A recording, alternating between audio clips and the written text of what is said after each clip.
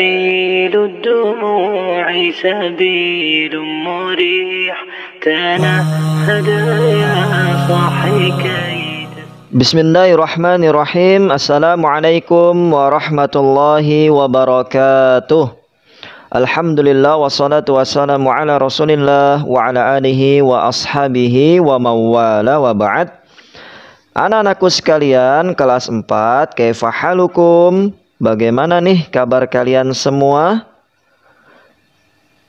Baik, alhamdulillah. Puji syukur kita kepada Allah Subhanahu wa Ta'ala yang masih memberikan kita taufik dan hidayahnya, sehingga di pagi hari ini Allah Subhanahu wa Ta'ala masih mengumpulkan kita untuk bisa belajar bareng kembali, ya, di pembelajaran PAI. Apa itu?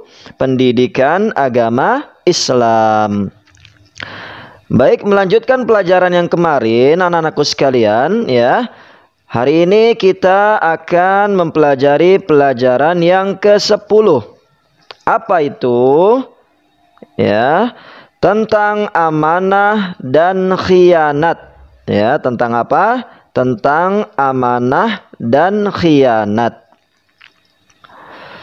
Baik, langsung saja kita masuki pembelajarannya ya. Yang pertama adalah amanah. Ya, amanah. Di sini Bapak akan jelaskan apa itu amanah. Amanah merupakan sifat terpuji. Ya, amanah artinya dapat dipercaya baik pada perkataan maupun perbuatan. Ya. Jadi seseorang itu dikatakan dia amanah apabila segala yang dipercayakan padanya, baik berupa hak Allah ya atau hak sesama manusia, dapat dijaga dan dipertanggungjawabkan. Itu ya. Itu adalah amanah. Sebaliknya, orang yang selalu mengkhianati amanah, ya, orang yang selalu mengkhianati amanah yang dititipkan oleh Allah, ya, oleh temannya atau oleh orang lain, maka dia termasuk orang yang lemah iman dan agamanya.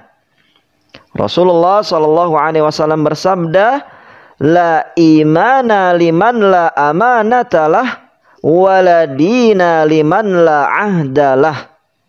Tidak sempurna iman orang yang tidak menunaikan amanah, dan tidak sempurna agama orang yang tidak menepati janji. Ya, maka amanah ya adalah bukti tanda kesempurnaan imannya seseorang.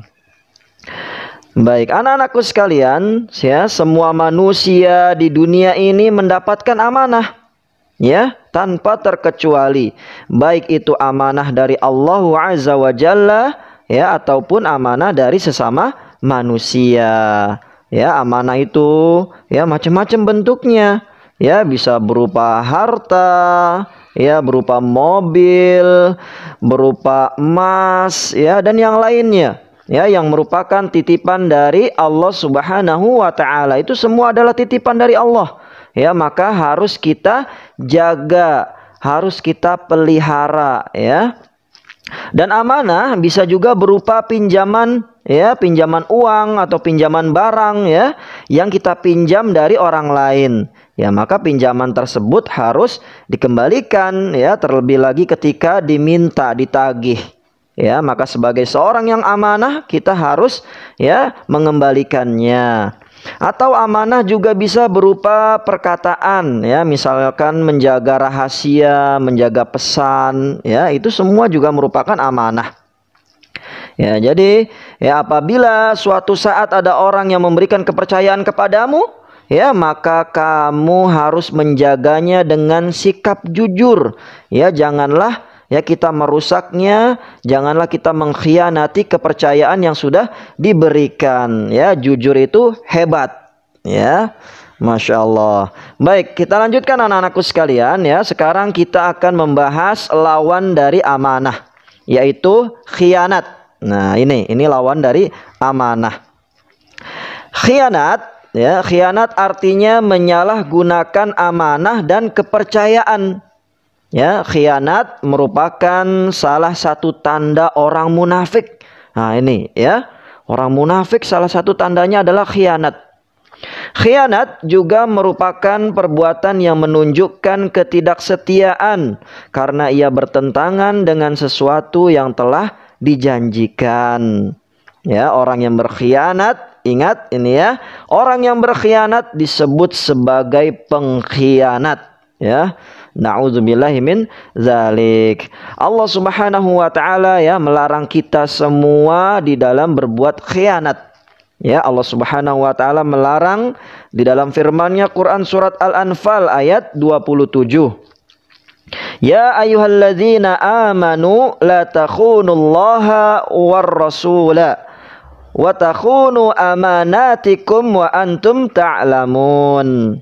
Hai orang-orang yang beriman, janganlah kalian mengkhianati amanah Allah dan Rasul-Nya, dan janganlah kalian mengkhianati amanah yang dipercayakan kepadamu dan kalian mengetahuinya. Ya, ingat, seorang pengkhianat itu lebih berbahaya daripada musuh yang terang-terangan. Ya, karena pengkhianat disebut juga sebagai musuh dalam selimut. Ya, lebih baik kita menghadapi musuh langsung terang-terangan di depan, kita tahu dia musuh, daripada kita taunya dia teman, sahabat, ya, karib kerabat, ternyata dia adalah pengkhianat. Ya, dia menikam kita dari belakang, ya, musuh dalam selimut. Nah, itulah kejahatan yang dilakukan oleh seorang pengkhianat. Maka pantaslah ya jika pengkhianat itu mendapatkan hukuman yang berat. Ya, baik hukuman manusia di dunia maupun hukuman Allah nanti di akhirat. Ya, di dunia dia akan dikucilkan, ya, dia akan dibuli dari pergaulan masyarakat dan teman-temannya. Bahkan pengkhianat ya ada pula yang dipenjara, bahkan dihukum mati. Ya, sedangkan nanti ya di akhirat, ya, di akhirat siksaannya akan lebih pedih lagi. Pengkhianat akan disiksa dengan azab yang sangat pedih. Na'udzubillahi min zalik. Baik, anak-anakku sekalian, ya, di sini ada kisah teladan. Ya, bisa kalian lihat juga di buku kalian, ya. Abdullah bin Dinar radhiyallahu anhu mengisahkan, ya, suatu hari aku berjalan bersama Khalifah Umar bin Khattab radhiyallahu anhu di sekitar kota Mekah. Ya, kemudian kami bertemu dengan seorang budak penggembala, ya, yang sedang menggiring kambing-kambingnya, ya, kambing milik majikannya. Kemudian ya Khalifah Umar ibnul Khattab radhiyallahu anhu ya menawarkan hendak membeli kambing tersebut. Kata Umar, ya, jual saja kambing itu padaku, gitu kata Umar bin Khattab pada penggembala itu, ya. Akan tetapi kata penggembala, tidak, ya, kambing-kambing ini bukan milikku tetapi milik majikanku. Aku nggak berani ya menjual barang yang bukan milikku. Ya, kemudian Umar ibnul Khattab mengujinya kembali. Ya, udah bilang aja sama majikanmu bahwa ada seekor kambing yang dimangsa serigala, ya, dimakan serigala. Dia juga nggak akan tahu, ya, majikanmu nggak akan mengetahuinya. Tapi penggembala itu bilang, ya, aku tidak mau, ya, majikanku mungkin tidak tahu, tapi Allah Subhanahu wa taala Maha mengetahui. Allah Subhanahu wa taala Maha melihat, ya. Maka sontak mendengar jawaban tersebut, ya, Umar ibnul Khattab langsung menangis. Ya, dia pun membeli budak itu lalu memerdekakannya. Ya, di sini ya mendapat pelajaran kita semua, ya, bahwa ternyata seorang penggembala kambing, ya, begitu mulianya dia. Dia memiliki sifat yang amanah. Dia tidak mau mengkhianati majikannya.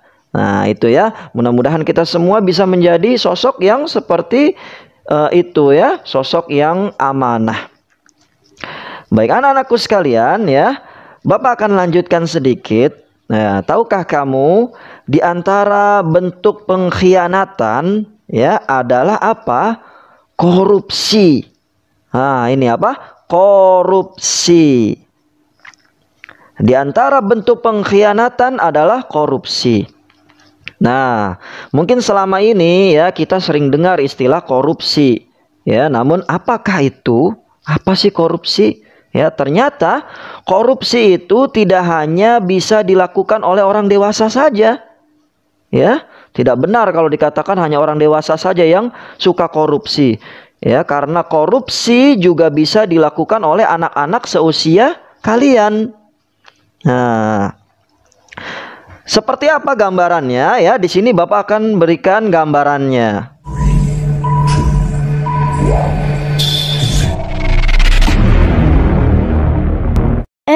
Boneka ini lagi diskon loh. Uang jajan yang tadi dikasih ibuku jadi ada sisanya. Oh ya? Wah, ibu mah pasti senang ada sisanya. Beli boneka hemat. Jangan bilang-bilang ke ibuku dong. Sisanya kita buat jajan aja.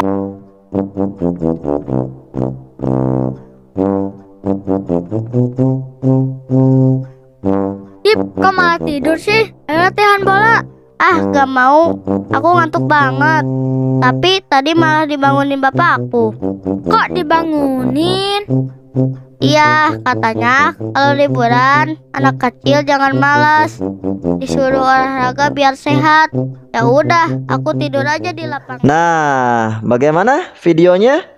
Ya, ternyata sepele. Ya, hal yang sepele, namun jika hal itu dilakukan terus-menerus, ya maka akan jadi kebiasaan yang tidak baik dan bahkan bisa terbawa hingga dewasa. Ya, terkadang kita nggak sadar ya, karena sepele ternyata kita sudah melakukan tindakan korupsi. Ya, oleh karena itu kita perlu mengetahui nilai-nilai anti korupsi. Apa saja itu nilai-nilai anti korupsi? Nah, maka sebelum kita mengetahui nilai-nilai anti korupsi, maka kita harus mengenal dulu contoh-contoh korupsi yang kelihatannya sepele, ya, namun berdampak sangat tidak baik untuk kedepannya.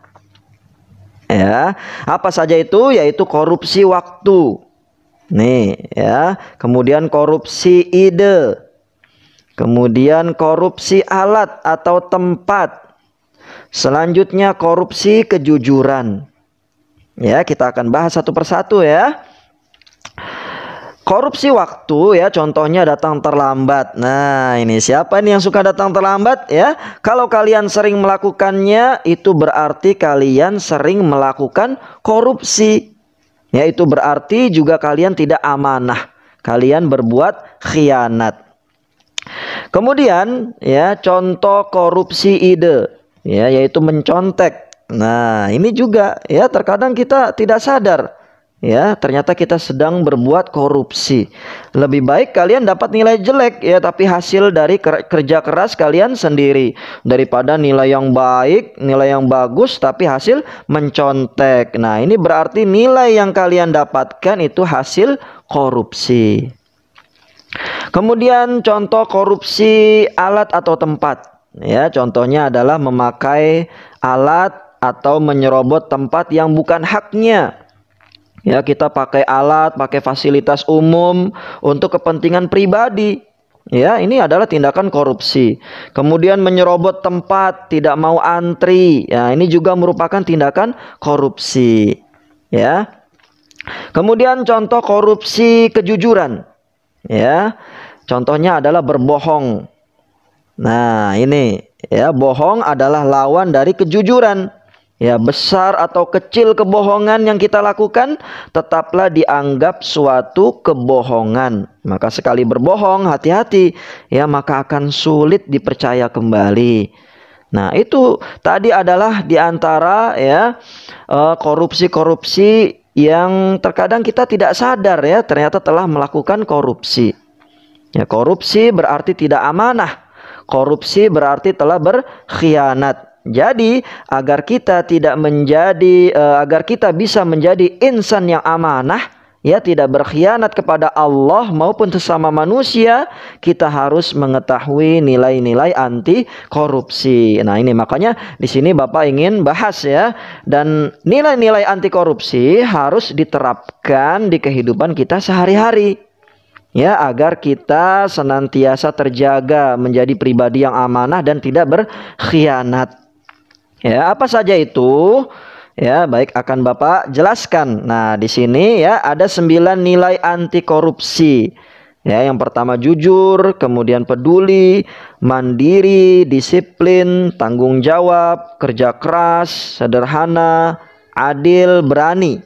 Ya, ini semua harus ditanamkan sejak kecil dan harus diterapkan selalu dalam kehidupan sehari-hari.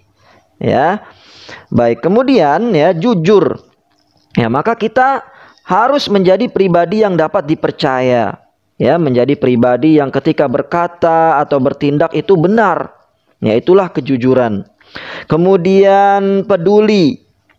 Ya, kita harus menolong orang yang membutuhkan, orang yang lemah, membantu sesama, ya. Sehingga tercipta kerukunan, kepedulian, ya. Jiwa sosial kita tumbuh. Kemudian mandiri, ya. Kalian mampu menyelesaikan tugas dan tanggung jawab sendiri, mampu mengatasi masalah, percaya pada kemampuan diri sendiri, mampu mengatur dirinya sendiri. Ya, selanjutnya disiplin. Ya, disiplin tepat waktu, disiplin di dalam menjalankan peraturan-peraturan yang berlaku, ya, dimanapun, kapanpun kita selalu patuh. Ya, kemudian tanggung jawab. Ya, menepati janji, mau menerima akibat dari perbuatan, ya, melaksanakan dan menyelesaikan tugas dengan sungguh-sungguh.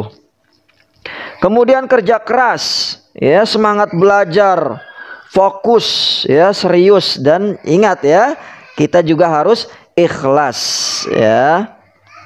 Kemudian selanjutnya sederhana, ya, sederhana, hemat, rajin menabung, ya, bersyukur. Ya, dan dengan bersyukur insya Allah kita akan rendah hati. Selanjutnya adil. Ya, tidak pilih kasih. Ya, kemudian meletakkan urusan tepat pada tempatnya. Dan yang terakhir, ya, nilai-nilai dari anti korupsi adalah berani. Ya, berani bertindak jika memang benar.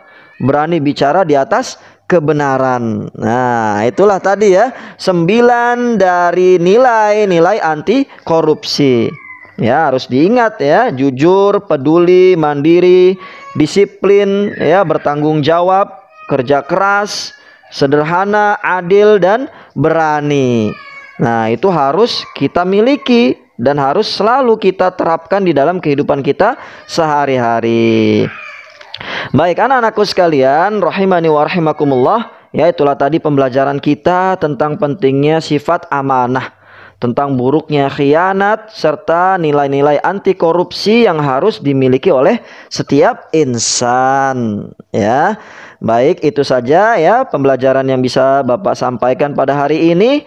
Ya, semoga Allah Subhanahu wa taala memudahkan kita di dalam mengamalkannya ya. Sampai jumpa di pertemuan berikutnya. Wassallallahu ala nabiyyina Muhammadin wa ala alihi wa ashabihi wasallam. Wassalamualaikum warahmatullahi wabarakatuh.